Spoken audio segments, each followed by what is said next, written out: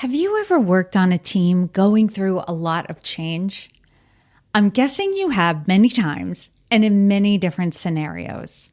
I'm also guessing your experience of that change had a lot to do with the level of trust that the team had for one another and for the leaders of the team and or the organization. When there is a high level of trust, the impacts of change are softened. When there is low trust, change can be traumatic. Clearly, we want to work in teams that have high trust, but if that's not the current situation, how do we get there? To answer that question, I've asked Malia Monaco to join me for this episode. After 23 years of serial entrepreneurship and a master's in clinical mental health counseling, Malia found her home at Positive Intelligence as the account director of small and medium businesses. Working at Positive Intelligence, she lives her mission every day by creating lasting positive change in the world. She works with business leaders and their teams to improve collaboration and communication at the root level for sustainable change. And in this episode, Malia and I talk about the work that Malia does for these leaders and organizations through Positive Intelligence involving change management and trust building. What it takes to build trust in teams, and what becomes possible when trust grows. Why it's important to get to the root of the problem rather than tackling the symptoms, which is where many organizational initiatives go wrong, and how our belief system will shape what we see around us and determine whether we bring harsh judgment or blameless discernment to our reactions. And lastly, while insights are important, they only make up 20% of sustainable, long-lasting change, and Malia reveals what makes up the other 80%.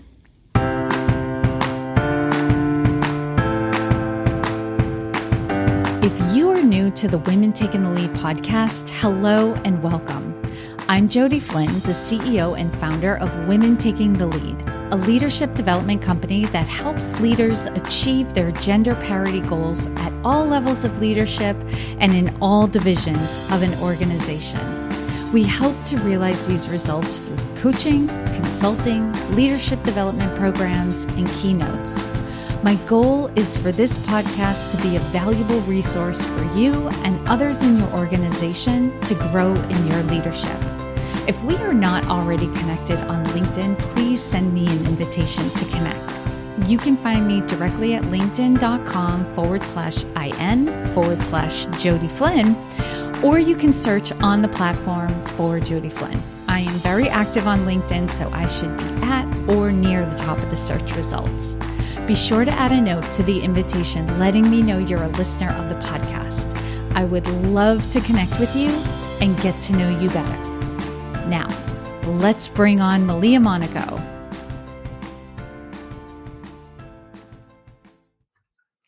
Welcome to the Women Taking the Lead podcast, Malia. Hi, Jody. Nice to be here. I'm very honored. Thank you. Oh, I'm honored that you took the time to come on. I'm thrilled. We have known each other for a short while, but quickly you came to be in my eyes somebody who was just incredible to reach out to, so supportive, and everyone's going to get a sense of that in just a bit. But before we start diving into how you and I know each other and how we work together, tell us and tell everyone a little bit more about, they heard about a little bit about your work life. Tell us more about what you have going on outside of work. Yeah. So just a little bit of my background. So I've always been a hyperachiever. I started my first official business at 19 and have achieved my contractor's license, my real estate license, my master's degree, coaching certification. The list goes on. And all of that was before I was 35. And then I added a husband and 2 kids, and it just kept going. I think a lot of women can relate to this. I looked like I had it all together, and I would even have comments saying, how do you do it all? And really, I was just going through the motions. I was really just checking the boxes, having that next to-do list, having that next thing that I thought was going to bring that joy and that happiness and that success. And it just never came. I was alive, but I was not truly living. And even with my background in mental health, so I have a master's in mental health counseling, and I thought I knew what I needed to do to take care of myself and self-care and recognize things. And what really got me was I was looking back at pictures and of the kids. I love photography. Photography is like one of my passions in art. And then I discovered psychology in college, actually. So I was starting my first degree was going to be in photography and fine arts. And then I found psychology and just fell in love and took it from there. So, but I do love taking pictures of my kids. And so I was looking back at pictures and I didn't remember the moments. I obviously was there because I took the picture, and I just have this fog of when the kids were growing up. And they're only 7 and 9 now, but still a lot of moments were just passing me by. And it was kind of like that frog in the boiling pot. You don't really realize it until there's a shift in perspective. There's something that happens where you can see it differently. And I've realized from, reflecting on this, there's really 2 ways for us to get out of this comfort zone. And I think it's kind of funny. We call it a comfort zone when in reality, it's really not very comfortable, right? Yeah. It's just familiar. It's familiar, uncomfortable. Yes. Exactly. It's our known state, right? It's just kind of the habitual behavior, that known state. Exactly.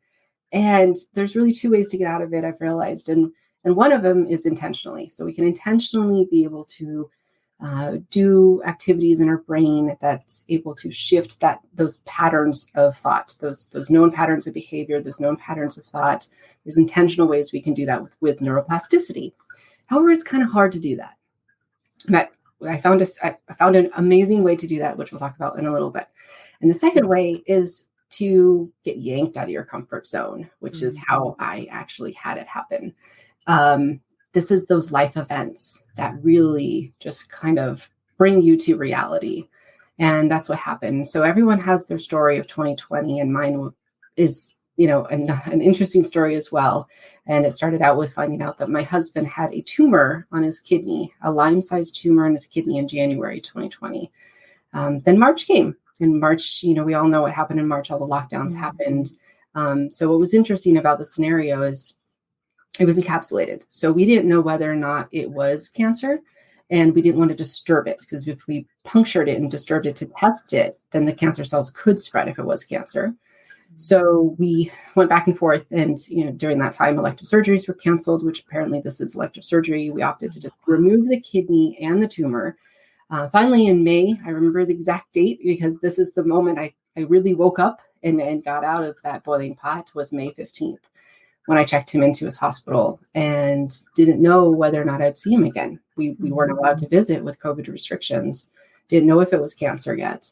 Didn't know if there would be complications. And that was the moment that I woke up. Okay, I'm taking a breath. I can't even imagine what that must have felt like knowing this was the right decision because of all the uncertainty, and at the same time knowing it was an incredible risk. So we're now 2.5, 3 years later. Tell us, how is your husband doing? Oh, thank you. So yes, it did end up being cancerous, and it was an aggressive cancer. So we're thankful that we opted to just remove everything. So he's one kidney short, and he's managing very well, and he's been in his follow-up tests, and knock on wood, and we're very thankful that everything's been cleared.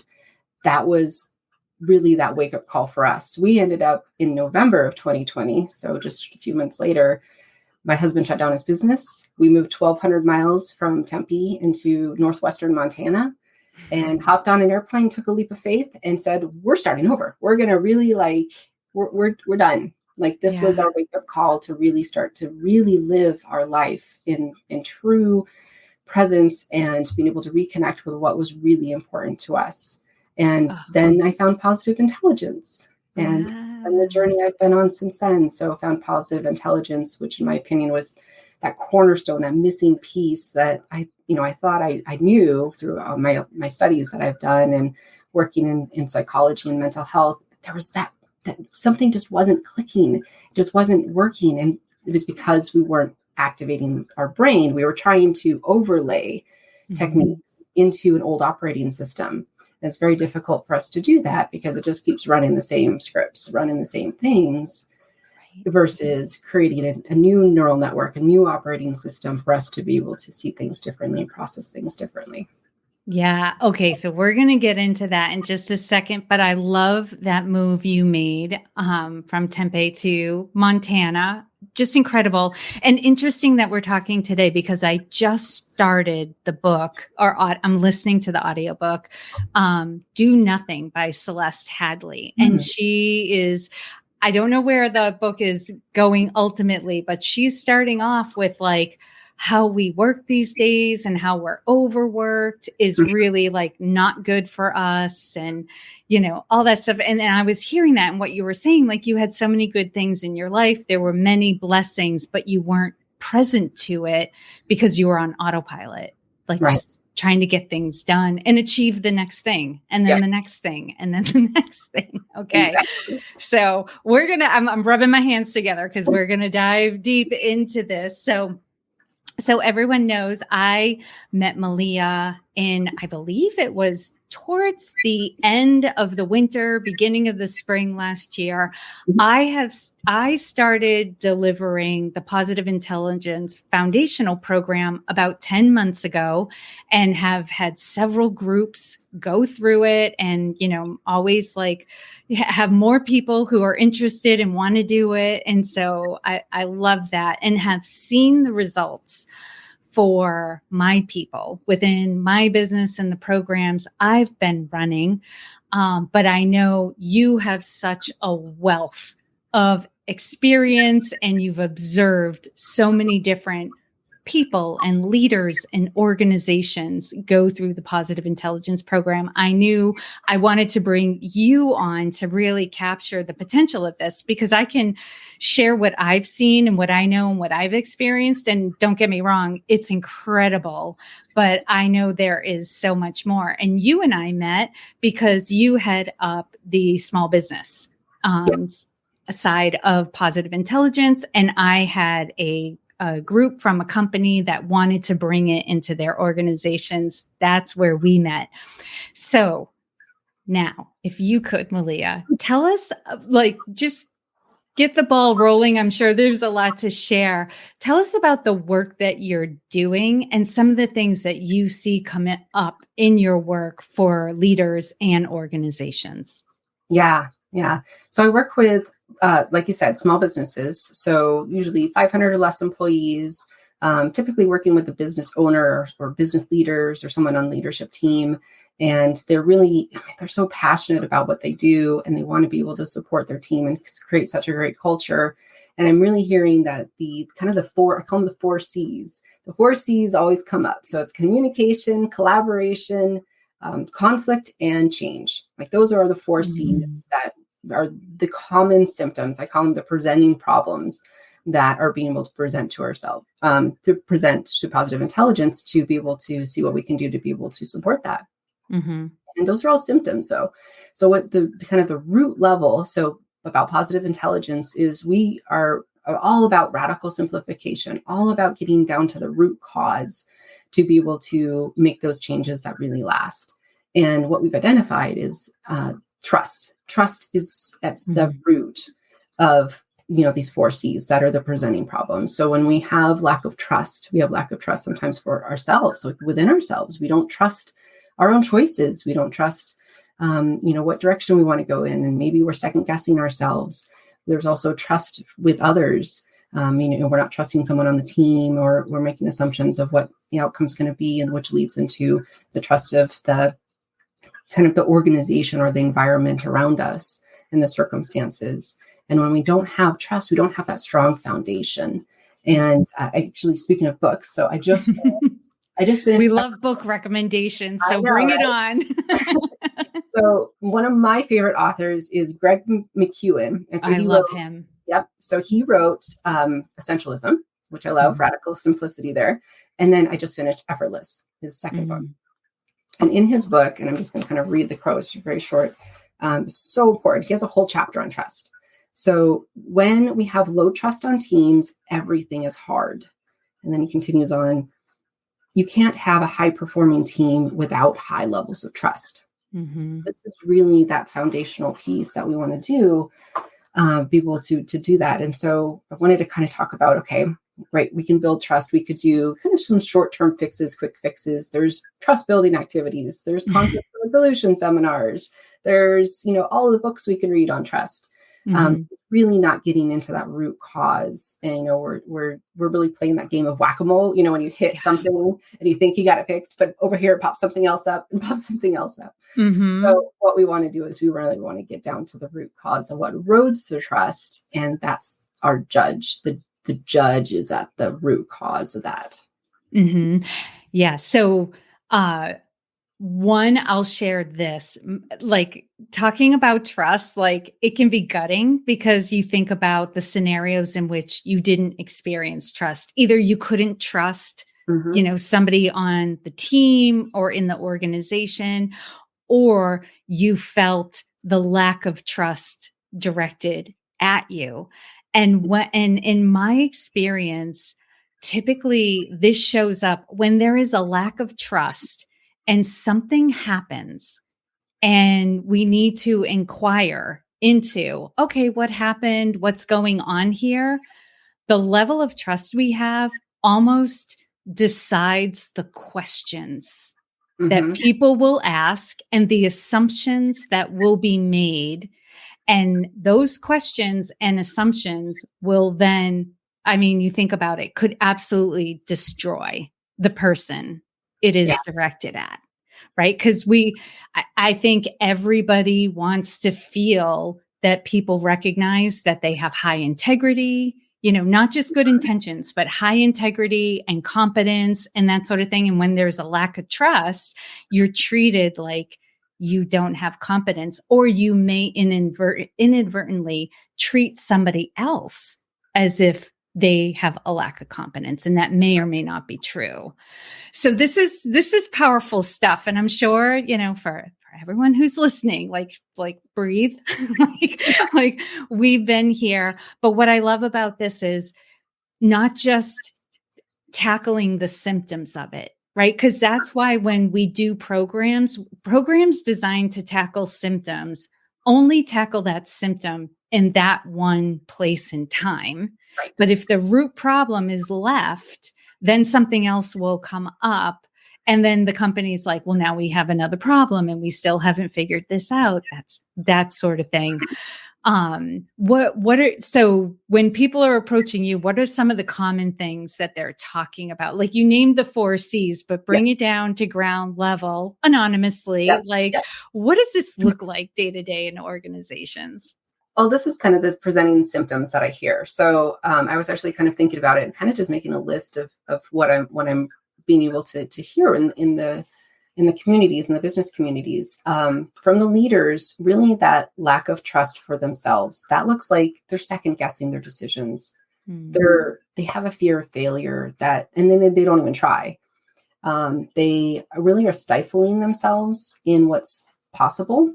And they're also thinking they're not good enough. Those are some universal issues that we have when we aren't in trust with ourselves. It's really draining our emotional reservoirs. It's taxing our energy levels, and it's really taking a lot of our time. So thinking about, okay, if you're not trusting how you're presenting yourself, you're second guessing the email, for example, and this is going to lead into trust with others as well. How many times do you sit there and edit this email and reread it and re-edit it and then wait and just have that uncomfortable gut reaction? That's a lot of time. That's a lot of energy. If we don't have that trust, within ourselves, and now, it cascades into others. So the next thing I'm hearing is when there's not trust with others within the team, is that the leader feels like they can't delegate. They have so much on their plate because they're not trusting what the result's going to be. They're, like you said, they're kind of creating this filter, this kind of assumption process of what is the outcome when we don't really know and we haven't given them chance. It's putting a wedge in between relationships for sure. And as that continues, it grows and grows.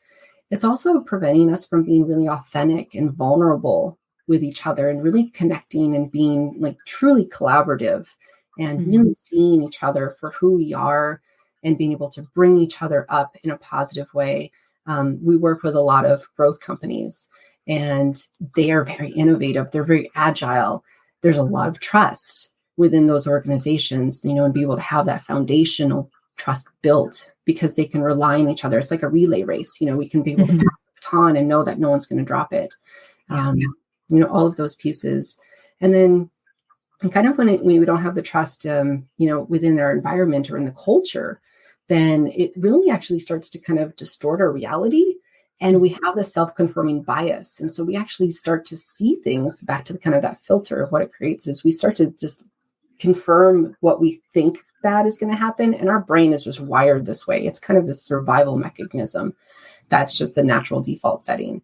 And we can overlook that beautiful serendipity that can happen, or those positive opportunities that are really presenting themselves in front of us. We literally can't see them if we're not activating our brain properly. And that lends back to not having our trust built. It cascades. It starts with us, right? And then it cascades and into the others in the organization.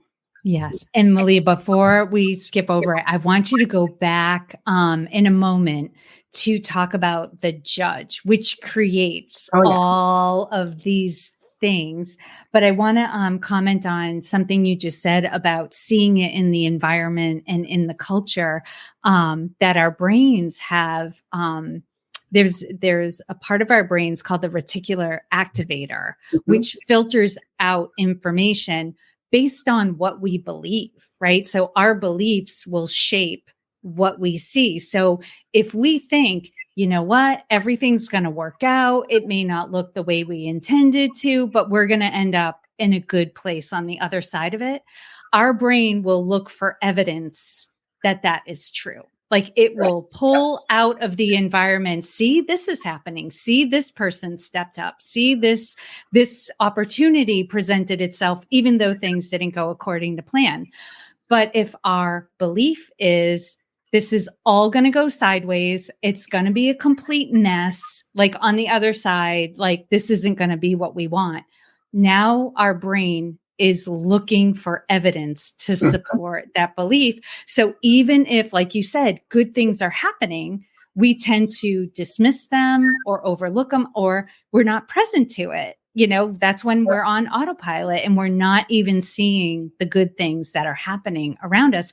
And so we're missing opportunities and we're missing solutions.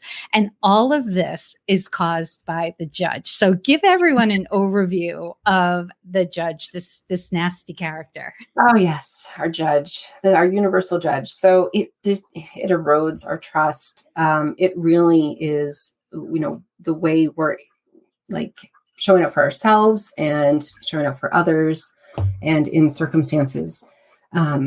So let me just clarify really quick, though. There is a difference between our judge and really evaluating and seeing circumstances in a blameless discernment is what we call in the program. Right? Yes. Yeah. So there is a difference because I hear that come up often. I need my judge. It helps me make decisions. We need to be able to be blamelessly discernment because that gives us an opportunity to see all those perspectives. We are able to take those blinders off to actually see the opportunity that presents itself. When we're in judge, it literally is a different part of our brain that's activated versus being able to see opportunities and be in blameless discernment.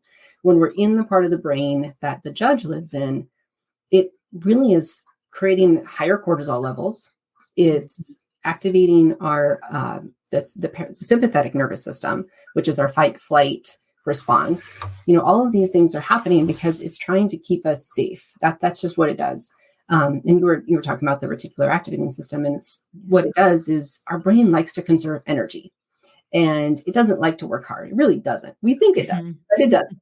It likes to kind of keep everything, running pretty smoothly, and it doesn't want to overwork. And the way it does that is it creates these shortcuts, and those are those neural networks. So as the brain fires together, those things wire together. So if an event happens and we label it, we judge it as this was bad, or I can't believe this happened, or gosh, this always, something that always happens to me, and I knew that was going to happen. It was bad. Those are the event and the labeling and that reaction become wired together so that When we're out just kind of doing our day to day, any of those other events that are similar to that, the brain will automatically say, oh, this was like this, so it is bad. Versus what we can do is we can create, and this is kind of what I talked about in the beginning, is we can create those new neural networks. And the way I kind of talk about the new neural networks is like sandstone. Our brain is like sandstone. As things happen, so as water happens on sandstone, the grooves get deeper and deeper, just kind of, the natural flow. So then when any rain comes in, any water happens, it just naturally goes into that crevice and it just keeps going. It's effortless in a sense, but not in the positive Greg McEwen effortless way. Yeah. But it doesn't have to be permanent, right? Yes. No, but it's just like, it's the easy path through. The brain goes, oh, this is familiar territory. Yeah. Exactly. So what we want to do, and it does take practice, it does take our ability to have, presence. We need to be present to be able to make these shifts, to get out of where the judge lives into our newer part of the brain, which just evolutionarily speaking, we just haven't really activated it on a regular basis as often as we should be. So now we have to kind of intentionally start to do this, creating, say in that sandstone, we're creating a new groove, we're creating a new way for that water to run. And we need to do that repeatedly over time so that when that activating event happens, whatever it may be, maybe you get a phone call or an email or something occurs, that's an event, then we have a choice. And we'll talk about this in a second, is we're able to make just a little bit of space in between our reactive brain and our responsive brain. And so that we can be able to shift it. So we can quiet that judge down so that we can actually see, so that blameless discernment, so we can actually see, oh, this isn't a threat. Like, I don't have to be worried about this. This is just something I just need to handle. And we can calm our system down, be able to activate that parasympathetic nervous system and just let our brain be able to do what it does best, which is really look at possibilities and opportunities versus just going into automatic pilot.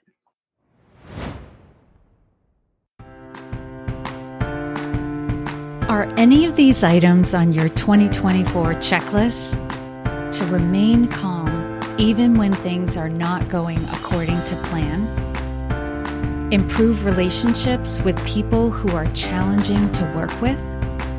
Increase your ability to give focused attention to projects and people? Uncover new creative ideas, solutions, or paths forward, especially in situations or relationships that seem to be stuck? To be more decisive by aligning decisions to values and purpose? To operate at peak performance without sacrificing well-being or happiness? Or to have time to relax and enjoy? If any of those things are on your list, this is your personal invitation to a webinar on Tuesday, January 2nd at 12:30 p.m. Eastern Time that will cover the positive intelligence operating system and the impact it can have for you in all of these areas of your life. During this webinar, you will hear about the research and brain science behind positive intelligence and the specific areas it impacts. You'll discover the 10 internal saboteurs that might hijack your best efforts. You'll identify 5 sage powers within you that can overcome any challenge you are faced with.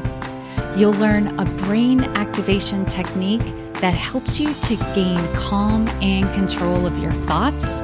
And you'll hear about how the Positive Intelligence Program is designed for you to create sustainable, long-lasting positive change in your life. If being more calm or positive has been on your wish list, I invite you to join me to explore positive intelligence and the difference it can make for you. Go to womentakingthelead.com/webinar to register. Now, let's get back to Malia.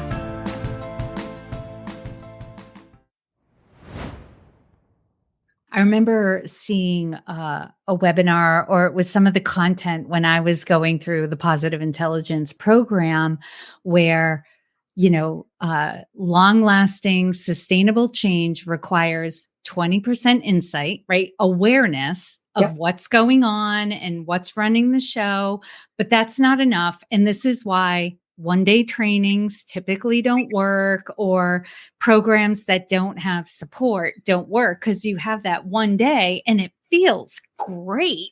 Oh, yeah. Insight is Yep. like, it's an endorphin hit, like Oh, for sure. supercharged. It's amazing when you have that aha moment or revelatory, like, oh, this is what's going on. But if you don't have practices that help to rewire the brain in a way that is in alignment with that insight, what ends up happening is and it happens very quickly, like within a day, you lose a lot of the information you got during a training or a program where you got a lot of insight. And if there aren't exercises and practices to support the rewiring of the brain, you will find you will go back to old habits. And this is where people get frustrated with programs or New Year's resolutions and all of that we have to do the work to rewire the brain. So long-lasting, sustainable change is 20% insight, 80% practice. Exactly. So that's perfect. So that's what happens when we want to be able to catch that judge. So first we want to recognize it. And it's usually pretty easy for us to recognize it. Oftentimes we can feel our judge in our body. We can sometimes hear what the judge says. Once you start to kind of listen and realize that, oh, that's not really me, like that's actually just an automatic response. And you start to kind of hear it differently. So you're able to create that awareness. So that's that 20%. Right. We want to be able to catch that judge and create that awareness. And then what we want to be able to do is actually build those muscles. We call them mental muscles, which are those new neural networks that we want to be able to do. And I love it because positive intelligence has just simplified it in such a beautiful way. It is kind of like we're going to dabble in it for a second. So it's a much like meditation. It's much like mindfulness. However, this is being able to do it at any time, anywhere. I'm doing it right now, and you don't even know it. I'm able to really actually, like, I'm rubbing my hands together and I'm feeling the pressure between the two palms. I'm feeling the sensations. Just by doing that, my brain has to be able to be present. And we can't be in two different places in the brain at the same time, which is fascinating. So I can't be in the hijacked part of my brain, the judge part of the brain. And, my anxiety. Oh, I have to admit, I was a little anxious coming onto the podcast. Just anticipatory anxiety. I did my brain activation techniques ahead of time. And knowing that I have this kind of tool, and it's really kind of a Swiss Army knife tool because it can be applied in so many different situations at any time, to be able to say, okay, my brain, I can calm it down a little bit. I can shift that. I can be able to activate the part of the brain that will see these opportunities and trust. And it goes back to the self. Just trust myself that I'll know what to say next, or I will know how to interact with you, and being able to drop into those present moments. So that's a beautiful technique that we have in the program.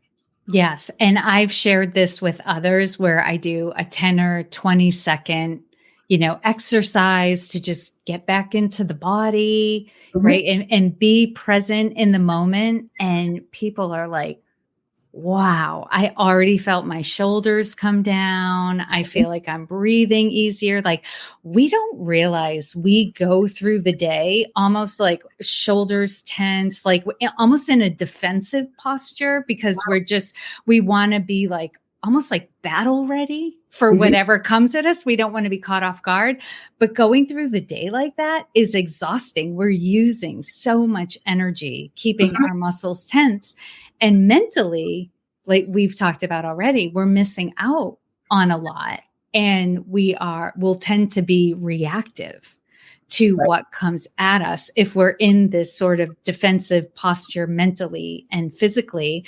And so this is one of the techniques that people learn in the positive intelligence program. It's called self-command, right? Getting back into your body, which then also empowers you to then intercept the judge. It's almost like it happens twofold. You can do this anytime, even if your judge isn't hijacking you. But if you are in the middle of a judge hijacking, you can stop and do one of these exercises to calm it down and then get into a place where you can decide, like you put earlier, mindfully decide, okay, how do I want to respond to this? Exactly. And we learned how to do this over time. It does take some practice because we're creating those new neural networks, new habits. Over time, we can do this, like you said, in just like 10 to 30 seconds and being able to calm down our system, that natural reaction. What's fascinating is cortisol levels. So we have an activating event and we feel it. We get hijacked is kind of what we call it. We feel it in our body. It's when you kind of feel like, oh, you get hit in the chest or your stomach starts to quease or your shoulders start to tighten. That's that reaction. And you have to, that's our signal really of, okay, something happened. So I want to be able to evaluate and discern, what's going on. So our cortisol levels just spiked up. Unfortunately, our cortisol levels can stay in our body for 20 minutes, 60 minutes, just from one activating event. Think about all those activating events we have throughout the day. We're not giving ourselves time for our cortisol levels, our stress hormones to calm down until we can process them quickly. And the way we can do that is through the brain activation technique, that's self-command. And it actually helps kind of just flush it all down. It's like a filtration system.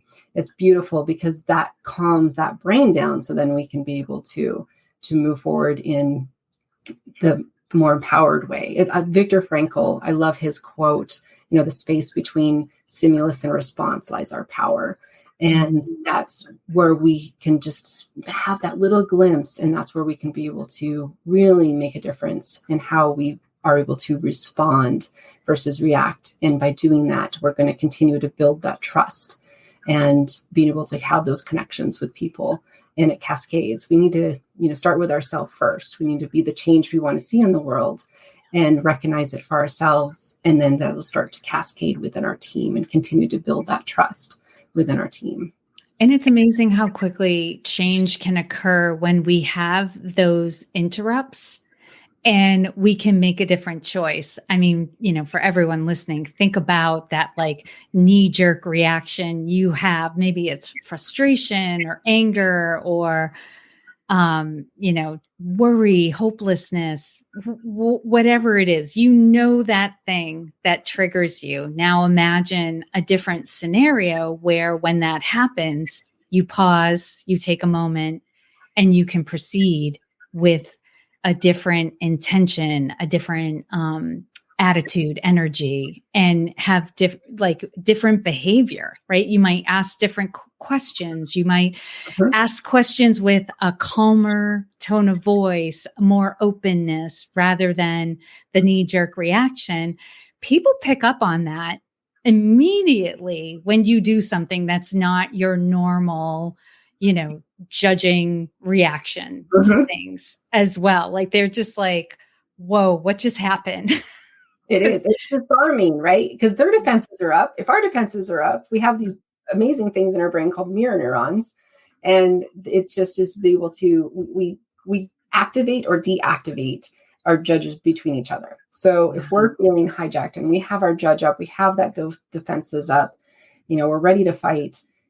How do you think the other person feels? Right. We're on the defensive too. So we can relax ourselves and just get curious. I mean, that's, first thing is, just be able to connect with ourselves, recognize who we are, and just connect with the other beautiful human being we're sitting across from. Even if we're feeling that judge coming up a little bit here and there, there's still just a beautiful human being sitting in front of us. There's 10% of awesomeness that we can glimmer out of this conversation. And just having that little glimmer of hope sometimes of just not shutting down totally creates that collaboration. It disarms that judge from both sides. And being able to see each other for just these, wonderful human beings trying to move in usually the same direction. And we just kind of got to get out of our own way. Yeah. And when you talk about trust, it typically takes one being willing to put the armor down, get a teeny bit vulnerable, and that becomes an invitation to the other person to get a little bit vulnerable. Talk about those mirror neurons when we are being more open and that message gets sent out to the other person, they can put their defenses down and engage in a completely different way. And before we get into some of the things that you're seeing in organizations who've gone through this program, let's talk about the one thing we haven't talked about are what becomes available to us when we've intercepted this judge, we're back in our body, we're present in the moment, we've taken our armor off. Could you go over like the 5 powers that become available to us when we let go of that? Yeah. So just to kind of recap. So the first technique is really to recognize, become aware of when that's happening. We can usually feel it within our bodies, or we can hear that chatter in our head. Being able to recognize that's first. Then being able to use our self-command technique, which is being able to really drop into our present moment, using our 5 senses, connecting with our body. It takes just a few minutes. You can even hear, as I'm rubbing my hands, you can hear my voice change even a little bit too, just calming down. And then we're able to activate that beautiful part of the brain that serves us best, which is the newest part of the brain. And this is where the sage powers live. And through the radical simplification and getting down to root cause, the founder of Positive Intelligence, his research has developed the 5 sage powers. And they are lovely. So empathize. So really connecting with ourselves, seeing ourselves and seeing others, just for that beautiful human being that we are. Being able to go into explore, getting deeply curious, and really kind of what's possible kind of mindset without our assumptions and without our agendas. Then looking at innovation. This is one of my favorites. I love explore and innovate. So innovation is, let's just like throw out what is possible. What are some great ideas?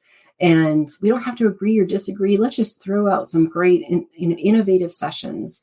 That's where that kind of 10%, everything already has 10% golden nugget in it. Let's find those in their innovate power. And then navigate. And navigate is so important because it really grounds us in what's really, truly important. Looking back even at the end of the day, was it really that important? Did I really need to get in that argument with that person? Is that serving me? Is that aligned with my purpose? Or even looking back on our life, like what is most important for us? Looking back at the circumstances, with my husband, the most important thing. And I remember that every moment in that day when I checked him into the hospital, just how his beard felt when he tickled me, when I kissed him goodbye. All of those things are the most important pieces that we want to hold on to. And when we're fully present, we can be able to do that and activate that, which brings us to our next power, which is activate. And that's that clear, laser focused action.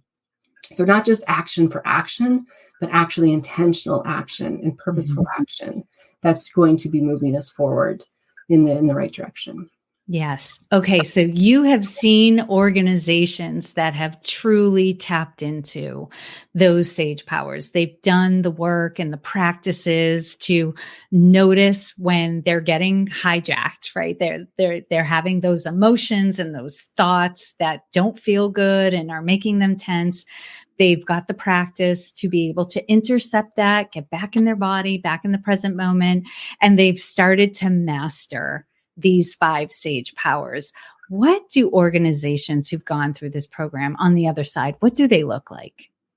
Oh, wow. It is awesome. Okay, let me just back up. So I love before and afters. I was in construction for a while. We did remodels and I just loved seeing the house. We bought one and it was really needed to be, actually we had 2 and they were both really needed to be demolished. We're like, no, my husband and I are like, no, we can save it. So before and after transformation. So for Positive Intelligence to see the before and after transformation of these beautiful human beings and these teams and these leaders and what they're contributing to the world, I get lit up. I just love it. And so the foundational program that we start with is really a lot of that me work. It's getting our own brain activated properly. We're doing it together as a team. So it's kind of this amazing united effort that we're working together on and being able to activate our brains that serve us best and strengthen those muscles. And then being able to cascade that into, okay, how are we showing up together? We have some supportive modules for teams. So earn trust, healthy conflict, mutual accountability, and triple purpose. And I hear stories of We have during Earn Trust, we have an activity called weed pulling, which is really being able to lean into, what are those things in a healthy way that we want to be able to address with each other in a trust. And we've already gone through building our mental muscles, like the foundation is there, the trust is starting to be built. Now we're putting it into practice. And I heard from one organization that there was this big hairy weed that has been the elephant in the room for so long, and they just haven't felt enough trust and ability to be actually address it. It was just taking up space. I mean, they were trying to work around this thing. It was impeding their progress.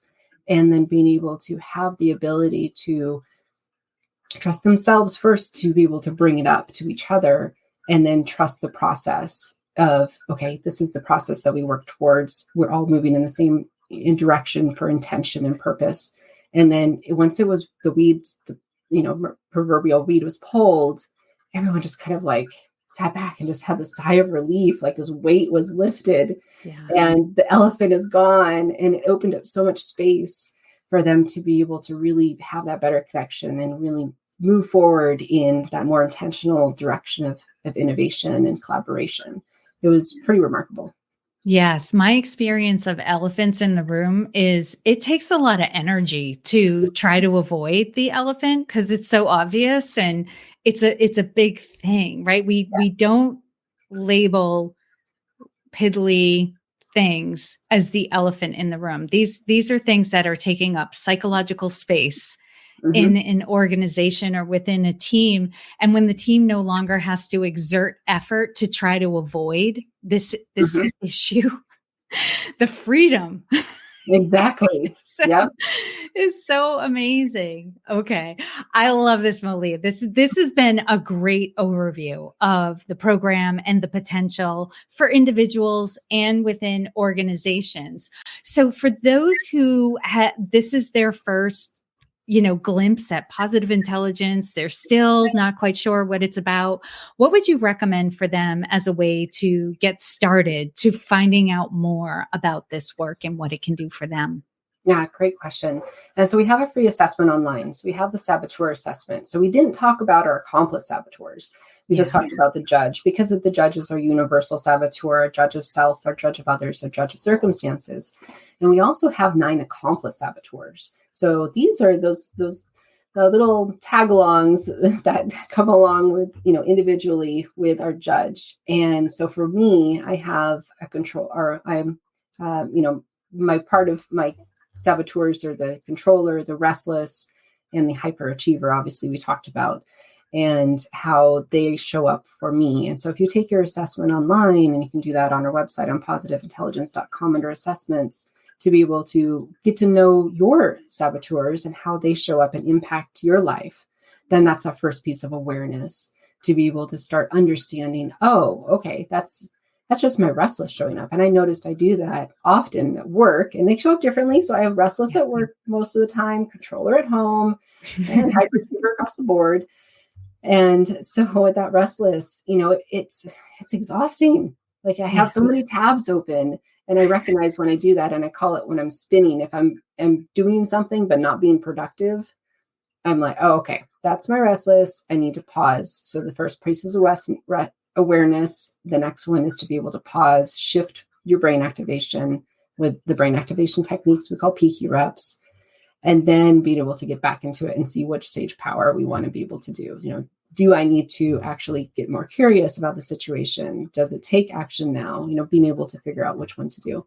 So the first step is really getting that awareness piece. Yeah, I love that. When I took the saboteur assessment as well, was not surprised by my results, right? Nobody's going to be like shocked, I don't think, by what their top 3 accomplice saboteurs are, because they're very much a part of our lives. Yes. But I will say, while I wasn't surprised by it, the follow-up information I got on the saboteurs around how they show up, because they show up in more ways than we think they do. Yes. And they impact more situations than we think they impact. It was just so empowering to see, like, oh, this is what it's doing, and this is what it sounds like, and this is this is what I can do about it. I found that to be fantastic. So on surface level, while you might think like, oh, well, I know what's running the show, it's like, great. But do you see all the impacts to it? And can you do something about it? So very much worth the while. And the assessment does not take long to take as well. I think it's like, at the most. Yeah, I would say. Okay. All right, Malia, where can people find you and connect with you? Wonderful. Definitely you can find me on LinkedIn, Malia Monaco. And you can also find me on Positive Intelligence. So malia@positiveintelligence.com is my email. I'm happy to answer any questions. If you want to explore this for your team, let me know. I'm happy to help. I love that. And I will have that in the description of the episode and in the show notes. So for those of you who are listening, you won't have to search far to find where you can connect with Malia. And Malia, thank you so much for taking the time out of you. I know you have a very busy schedule and your restless might be like harping on you at some point today, but I am so appreciative that you took the time to inspire and enlighten us. We are all better for having met you. Well, thank you, Jody. I am deeply honored, and I really do what I love every day. So this is part of just my joy and being present in these moments. So thank you so much for the opportunity. Thank you so much for listening to Women Taking the Lead. If you are not yet subscribed to the podcast, hit the follow or subscribe button so you don't miss out on the upcoming episodes. And while Women Taking the Lead is going to take the week of Christmas off, at the beginning of the new year, we are coming back with the 500th episode of Women Taking the Lead. So you don't want to miss that. And if you know of other women and men who can benefit from this episode, please share it with them. Most new discoveries come from our friends, family, and colleagues. As always, I hope this was of value to you, and here's to your success.